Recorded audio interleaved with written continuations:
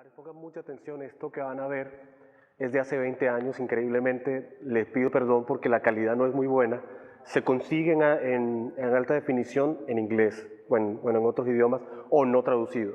Entonces, quería que pudieran leer en español y que pudieran ir entendiendo. Esto está una parte en latín y otra parte en italiano. Esto surgió, bueno, para que tengan un poquito, Abba Pater fue un trabajo discográfico que grabó el Papa Juan Pablo II. ¿Alguno escuchó una canción de Abba Pater? Creo que en el CD de la comunidad, para los nuevos o para los que están llegando, nosotros les damos unos CDs para que escuchen en el carro música católica de todo el mundo. Entonces, esto fue unos años antes del del jubileo del año 2000. En el año 2000 la Iglesia celebró los 2000 años de la encarnación de Jesucristo. Es decir, estábamos celebrando 2000 años del cristianismo también.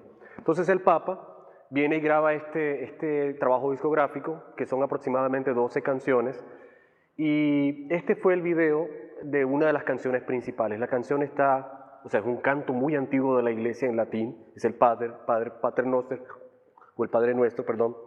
Bueno, el punto es, la mayoría de gente, no sabe que el Papa Juan Pablo II había grabado este CD, también Benedicto XVI hizo el suyo, no se podía quedar atrás, se llama Alma Mater, y también es una mezcla de ritmos muy antiguos de la Iglesia, melodías muy antiguas de la Iglesia con pop, con la versatilidad del pop. Imagínate, el pop pega a todo, hasta la ópera, hasta el gregoriano.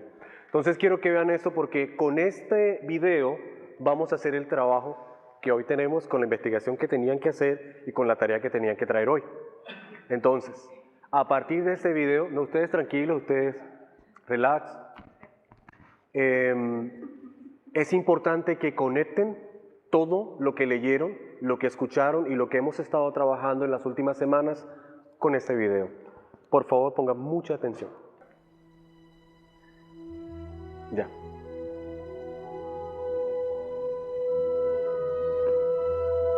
Mucha atención, por favor.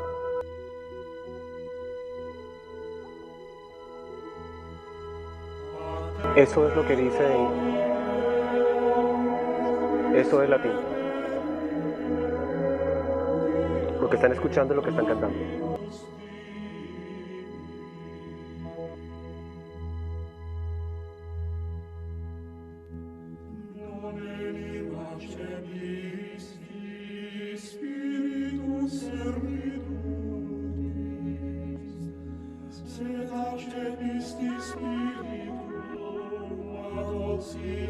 Concéntrense en los sonidos, las imágenes.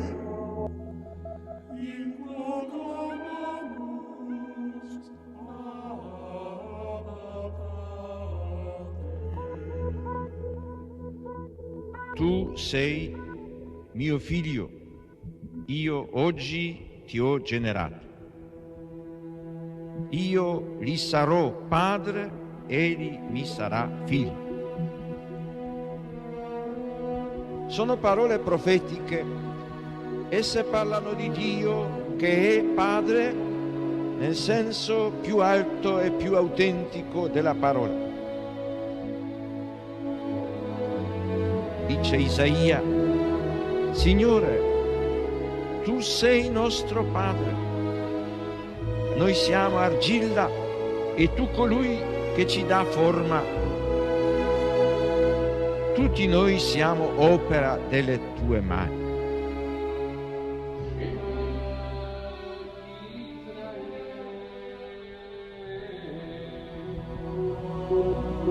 Sion ha detto, il Signore mi ha abbandonato, il Signore mi ha dimenticato.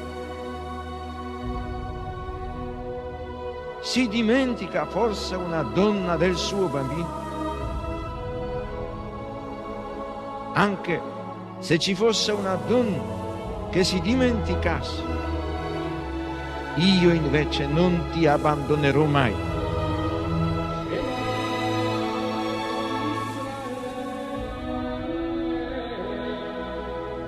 È significativo che nei brani del profeta Isaia la paternità di Dio si arricchisca di connotazioni che si ispirano alla maternità.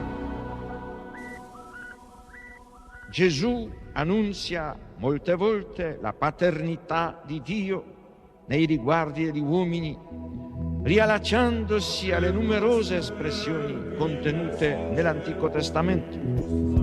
Per Gesù Dio non è solamente il Padre di Israele, il Padre degli uomini, ma il Padre suo, il Padre mio. Pater noster, qui es in celis, sanctificetur nomen tuum, adveniat regnum tuum, fiat voluntas tua, sicur in cielo ed in terra. Panem nostrum quotidianum da nobis hodie, et dimitte nobis debita nostra, sicur et nostri vittimus, debitoribus nostri, et ne nos induca in tentatione, sed libera nos a malo.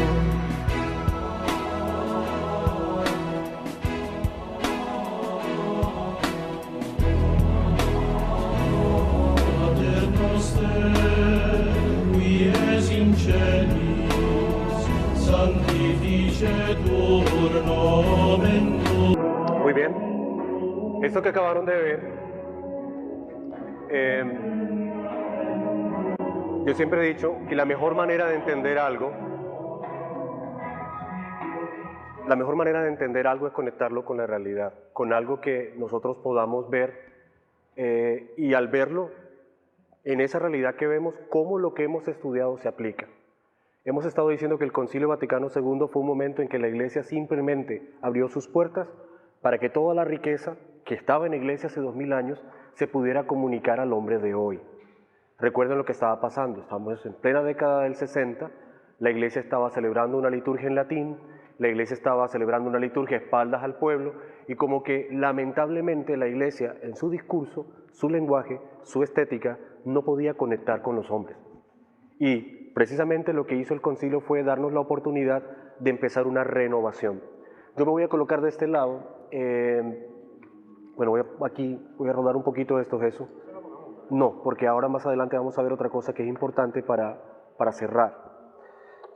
Como estamos cortos de tiempo y tenemos realmente solo 20 minutos para este estudio, no voy a meterlo el video, no hace parte de los 20 minutos, vamos rápidamente a poner en contexto para los que hoy vinieron por primera vez. Estamos haciendo un estudio sobre el Concilio Vaticano II. El Concilio Vaticano II fue un acontecimiento en la historia de la Iglesia, fue el acontecimiento más grande, más reciente en la historia de la Iglesia, donde lo que se propuso la Iglesia fue renovarse para poder que su mensaje pudiera llegar de una forma mucho más adecuada al hombre de hoy. Realmente no su mensaje, sino el mensaje de Jesucristo. Si has leído la introducción en este libro, que a partir de ahora tiene que ser su libro de cabecera, es un libro maravilloso que se debe leer numeral por numeral, al menos uno todos los días, donde están literalmente consignadas o reunidas la mayoría de, digamos, aspiraciones que la Iglesia tiene para el tercer milenio. Es la carta de navegación para todos los que nos decimos católicos. Lamentablemente, también es el gran desconocido para la gran mayoría de católicos. Tú vienes a una misa el domingo y le preguntas a la gente, ¿conoces el Concilio Vaticano II? ¿Qué fue el Concilio Vaticano II? La mayoría de gente te va a decir, pues no. Porque la mayoría de católicos son católicos de misa de domingo y ya. Y lamentablemente, la misa de domingo no tiene sentido si no tienes una formación antes. Porque si no te formas, no vas a poder celebrar realmente lo que significa la Eucaristía. Vendrás, estarás media hora, 45 minutos, una hora, pero realmente no tendrá ningún significado para ti. Entonces, básicamente, este estudio apunta a eso, a que podamos conocer esta iglesia que hoy vivimos y de dónde viene. Ya diciendo eso en 3 patadas, en 3 líneas, hemos podido sintetizar de qué se trata este asunto, ¿no? Entonces, rápidamente, el concilio fue básicamente la oportunidad de una renovación total en la iglesia, no reforma. Lamentablemente a veces se entiende el concilio como que, todo lo anterior estaba malo, todo lo anterior no servía, todo lo anterior había que cambiarlo, la iglesia estaba equivocada. No, simplemente estábamos hablando un lenguaje diferente. Es como el que tiene hijos. Si usted le va a hablar a su hijo como le habló su papá, o como le habló, estamos hablando del abuelo del niño, pues obviamente es otra generación, otros tiempos, y los que tienen hijos, adolescentes, se van a dar cuenta, o saben ya muy bien, por experiencia propia, de que a un adolescente tú no le puedes hablar como se le hablaría o como nos hablaron a nosotros en nuestro tiempo. Básicamente eso fue lo que hizo la iglesia. A ponerse al día en cuanto al lenguaje y en cuanto a la estética, no en cuanto a la doctrina, porque la doctrina es la misma, sino la forma de presentarse. Si vieron este video, no voy a hablar mucho del video porque ese va a ser su trabajo, ahora, por grupos. Básicamente, el concilio está reflejado en esa producción. Utilizar elementos contemporáneos para darle belleza a algo muy antiguo. Imagínate, Padre Nuestro, esa melodía tiene más de 1700 años, muy antigua. Y se dan cuenta cómo algo tan antiguo, es más, les doy un dato sobre este trabajo discográfico, fue número 1 en ventas en Europa. Todas las ventas se dirigieron para la Fundación del Papa, que es la fundación que ayuda a todos los países en vías de desarrollo, sobre todo países que tienen calamidades o cuando hay algún problema grave, pues la iglesia hace el aporte. Con estos aportes, ese año se hizo con el apoyo de la Sony Music. Entonces fue realmente un éxito y como vieron, pues se los recomiendo. Una de esas canciones está en el CD de Chivitas, pero lo pueden conseguir fácilmente en YouTube. Entonces, la renovación de la iglesia apunta a 4 núcleos o a 4 dimensiones, que son, la primera, liturgia. La segunda, coinonía. Bueno, Ivonne las está diciendo en desorden. La primera es querigma. Esa es la primera. Nos invita a la iglesia a renovarnos en una dimensión querigmática. Recuerden que cuando escuchen la palabra querigma, se refiere al anuncio de Jesucristo muerto y resucitado por amor al hombre. Ese es el querigma. Y cuando hablan de una renovación carismática, no caris, querigmática, están hablando de, buscar una nueva forma de transmitir el querigma, que es el anuncio central del cristianismo. Si leyeron la introducción, ¿qué pasó con el querigma? El querigma era el contenido principal de la evangelización, pero ¿qué pasó después? ¿Por qué hubo la necesidad de profundizar en el querigma y explicar más cosas? ¿Qué pasó? Lo decían en la introducción. De la introducción que estamos hablando es la que está en el documento, en el Concilio Vaticano II. En las primeras páginas hay una introducción de Gustavo Vallejo Tobón. Es una introducción muy buena que presenta la síntesis de lo que es el concilio, de lo que uno va a leer allí en el documento. Muy bien, entonces rápidamente, ¿quién me dice? ¿Qué estaba pasando o qué pasó en la historia de la iglesia que hubo la necesidad de los concilios? Lo que pasa es que tanto en el Antiguo como en el Nuevo Testamento pues, habían, digamos, cosas que eran de muy difícil comprensión, especialmente a distorsionar, digamos, lo que había la palabra, unos decían una cosa, otros decían otra, entonces necesitaron hacer como una reunión para establecer cuál era... Criterios claros de interpretación. Una sola verdad de lo que se estaba hablando y no... Los concilios surgieron precisamente porque al extenderse el cristianismo, ya ese mensaje, Jesucristo murió, resucitó por ti, obviamente es el corazón, pero llevar esa realidad a un griego, a un judío, a un asiático, como que no era muy fácil. Las culturas, la idiosincrasia y muchos elementos hicieron que el mensaje y en algunas partes se contaminara. Entonces la iglesia tuvo que reunirse y empezar como a decir, no, esto es lo que realmente significa el mensaje. Y de ahí salió el magisterio de la iglesia, que básicamente es la enseñanza de la iglesia. O sea, el mensaje es el mismo, pero está la iglesia como que guiando que nunca la mala interpretación de algo pueda dañar la fe, como efectivamente pasó en muchas partes. Entonces, la primera renovación es querigmática. La segunda renovación es litúrgica, la liturgia. ¿Y la liturgia se refiere a qué? ¿A qué se refiere la liturgia? Cuando escuchamos liturgia, ¿a qué se está refiriendo?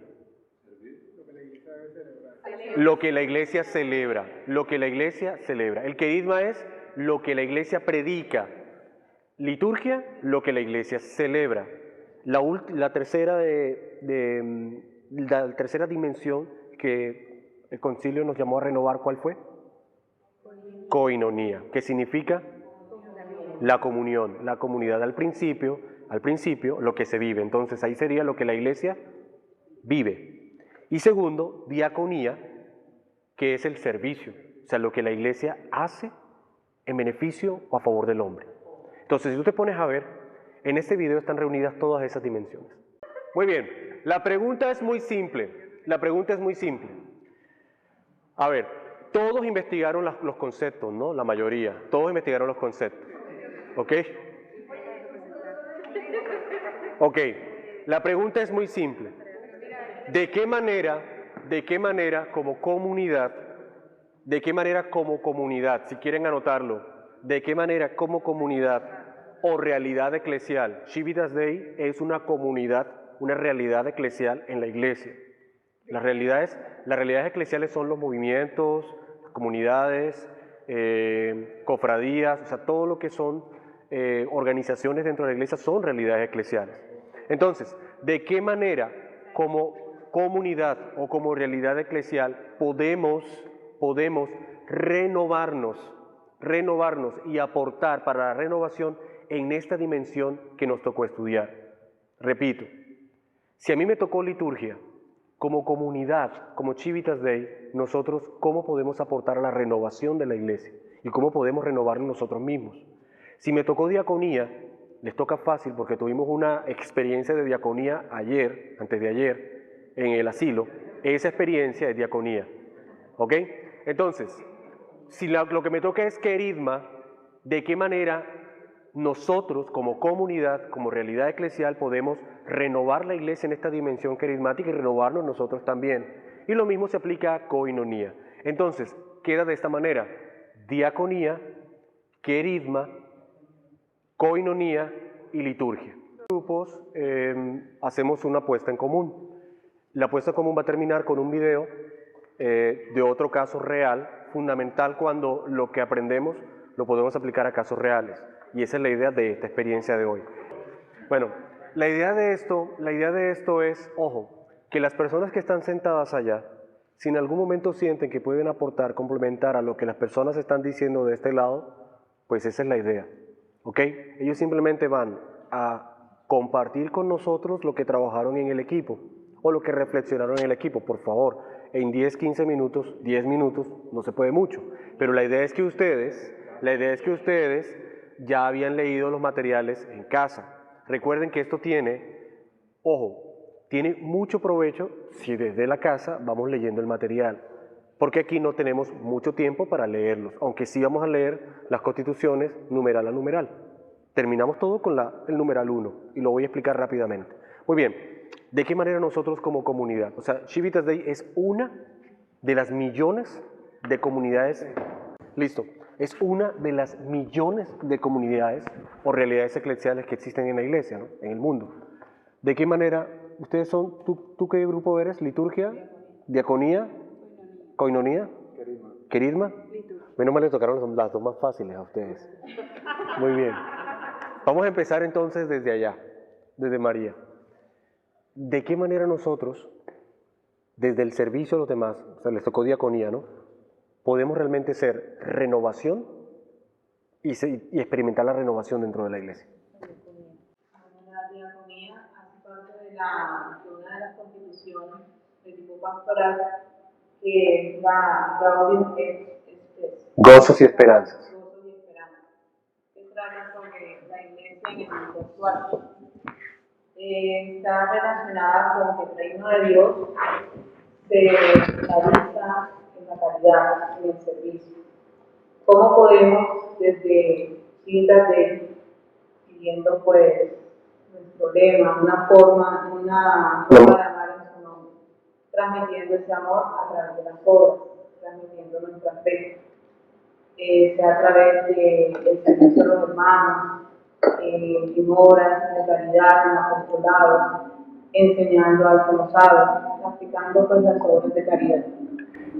¿Alguien de su grupo que quiera complementar lo que está diciendo? O sea, básicamente es la realización del reino de Dios en la tierra, pero realización quiere decir llevarlo a la práctica. De nada sirve que vengamos o vayamos y aprendamos mucho y sepamos mucho, sino que eso no lo hacemos realidad en nuestras vidas y en la vida de nuestros hermanos. Entonces, hacer realidad el reino de Dios es haciendo obras de caridad, beneficiando con los demás. Pero ojo, mucha atención. Es hacer presente el reino de Dios en las realidades temporales, es decir, en la política, la cultura. Si usted lee Gaudium et Spes, todo es eso. ¿Qué dice la iglesia? ¿Cómo podemos mejorar el mundo?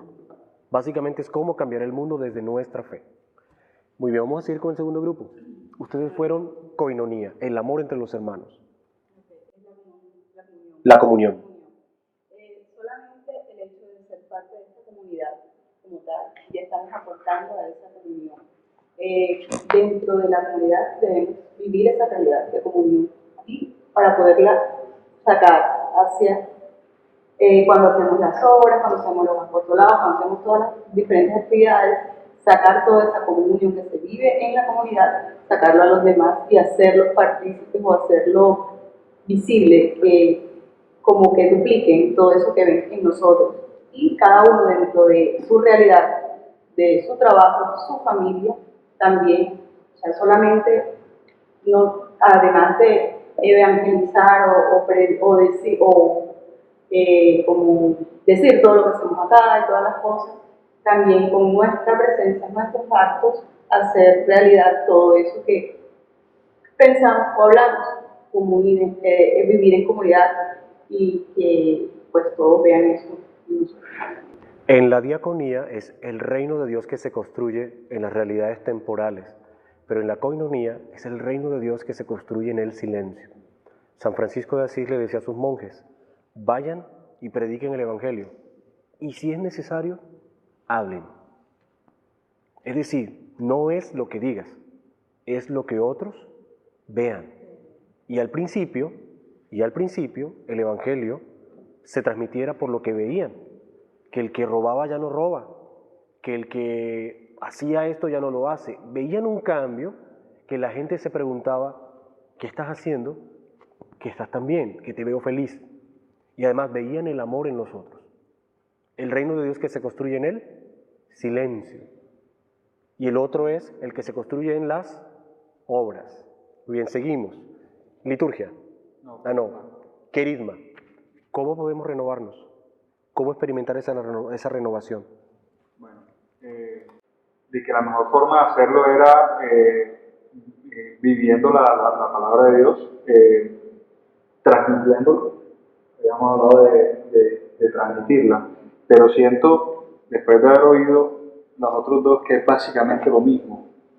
Digamos que es una reafirmación de uno no solamente venir, no solamente rezar, sino sabiendo transmitir lo que se recibe. Sí. Muy bien. La parte carismática es el reino de Dios que se anuncia. Ojo, la primera es el reino de Dios que se construye en las realidades temporales, la política, la cultura, la sociedad, la economía. Allí también debemos aportar. La segunda es el reino de Dios que se transmite en el silencio, ¿no? O que se vive en el silencio. Básicamente por la vida, por el amor que ven en tu vida y en nosotros. Y la otra es el reino de Dios que se anuncia, obviamente en la predicación. San Pablo dirá que la fe viene de la predicación, ya, de escuchar la palabra de Dios. Y terminamos con la liturgia, el reino de Dios que se celebra. Que se celebra, sí, hablando de la liturgia, según lo que leyó Jesús, era que es el ejercicio del sacerdocio con Jesús, ¿cierto? O sea, lo que se refiere a todas las celebraciones y los sacramentos que nosotros tenemos. Entonces, lo que nosotros como que llegamos a pensar como comunidad, que cómo se puede aportar o cómo se puede generar un cambio, es llevando el mensaje para que la gente comprenda realmente lo que significan estos sacramentos, empezando desde la base de la familia. Es decir, que si tus hijos van a una misa, entiendan qué es lo que está sucediendo, la importancia del sacramento que están celebrando. Alison acaba de tocar un tema fundamental, y es que la liturgia realmente, la primera escuela litúrgica es la familia. De hecho, la familia debe ser una iglesia doméstica. También en esa iglesia hay un sacerdote. Ustedes son sacerdotes de su iglesia doméstica. Ustedes pueden bendecir a los hijos, como cualquier sacerdote, a sus hijos, porque ustedes son los sacerdotes de su casa. Ustedes dan la bendición y transmiten la fe. Usted sabe muy bien que yo soy de los que sigue insistiendo de que la vida de los santos es la mayor prueba de que el Evangelio no es carreta. Es como cuando uno ve los testimonios de los productos de belleza o el antes y el después. Pues es lo mismo. No hay santo sin pasado ni pecador sin futuro. La mayoría de santos no aguantan una investigación. O sea, son gente, muchos de ellos, la gran mayoría, errores garrafales en su vida y que también en ellos pues se vio esa misericordia y esa acción de Dios. Este hombre, ojo, de antes del Concilio Vaticano II nos va a demostrar cómo la iglesia antes del concilio también era una iglesia que daba santos. De hecho, la gran mayoría son de antes del concilio. Y lo que quiero que vean es cómo esta persona vivía esas 4 dimensiones. Esas 4 dimensiones están en todo lo que la iglesia ha hecho en 2000 años. Solo que nos pidieron renovarlas para que fuera un poco más al lenguaje de ahora.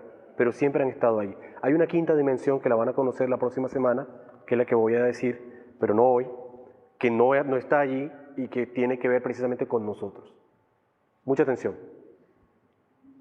Recuerden, las 4 dimensiones están presentes en el testimonio de este hombre.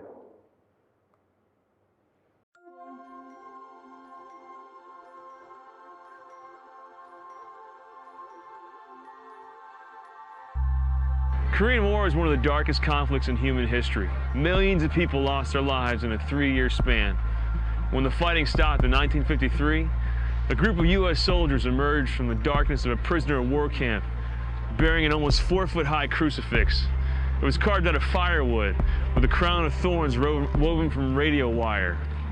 A Jewish POW made it, in honor of the Catholic chaplain that men of every faith loved, Father Emil Kapan. Father Kapan grew up in rural Kansas, and he was baptized at the parish his parents were married in, eventually became pastor there, but he felt like God was calling him to the front lines. He became a military chaplain, entered the Korean War. He was known for his intense devotion to the soldiers who he called my boys, and they loved him for it. He put thousands of miles on his Jeep to bring the presence of Christ in the Eucharist to the front lines. He'd often celebrate Mass for them on the hood of his Jeep. On November 2nd, 1950, a battle broke out. He was with a few thousand American soldiers, and they were overrun by over 20,000 communist Chinese forces. In the ensuing chaos, Father Kapan ran past the front lines into no man's land and dragged people to safety, comforted people who were dying, anointed people who were injured. Even after the sound to evacuate, he kept doing his work. One of the men whose lives he saved that day, Sergeant Herbert Miller, was lying on the ground wounded, and a communist soldier was about to end his life with a rifle.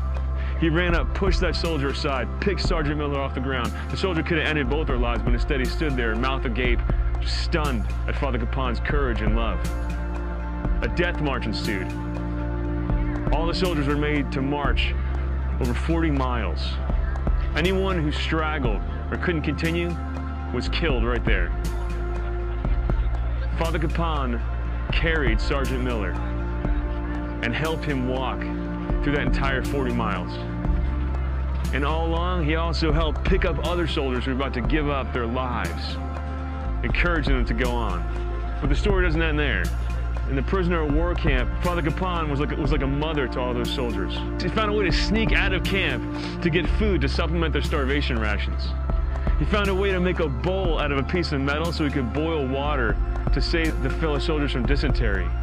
He'd help keep them clean, he'd wash their clothes, he'd lead them in prayer services. He'd celebrate Mass in secret when he could. And on Easter Sunday, he led them in a prayer service, inspired everyone so much that the whole camp erupted in songs of praise to God. The communists hated him for the hope that he brought to his fellow prisoners. They'd make him stand in the bitter cold naked for hours. They brought him to classes where they'd educate him on communist doctrine. When he finally got sick, they saw it as their chance to get rid of him. They brought him to a death house. That's what the soldiers called it. They called it their hospital, but no one ever came back alive. When they were taking him away, his soldiers were crying, just begging them not to take their priest from them. But he comforted them.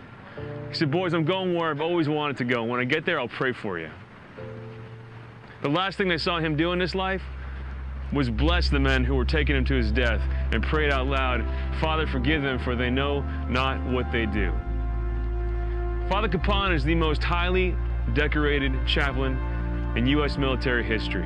When he finally got the Medal of Honor in 2013, 9 of the men who he helped survive through that prison camp were present, including Sergeant Herbert Miller, who he had helped carry 40 miles 63 years before. No doubt there are a lot of stories like Father Capon's who are buried in the earth, who we'll never learn of on this side of eternity.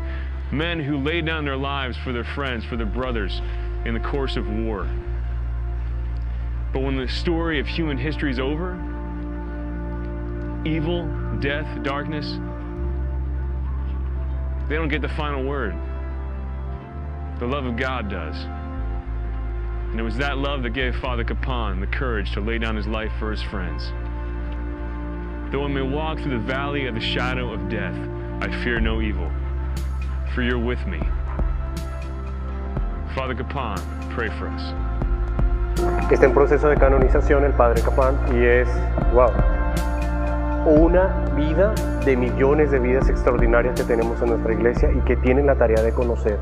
Los que tienen hijos, léanle la vida de los santos a sus hijos.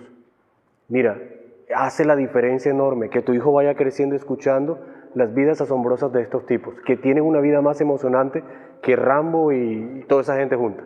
O sea, estamos hablando de gente asombrosa, real, que vivió su vida, su cristianismo al extremo. El muchacho va creciendo, la niña va creciendo sano, porque tiene esto que realmente lo que le dice es, tú realmente puedes ser santo.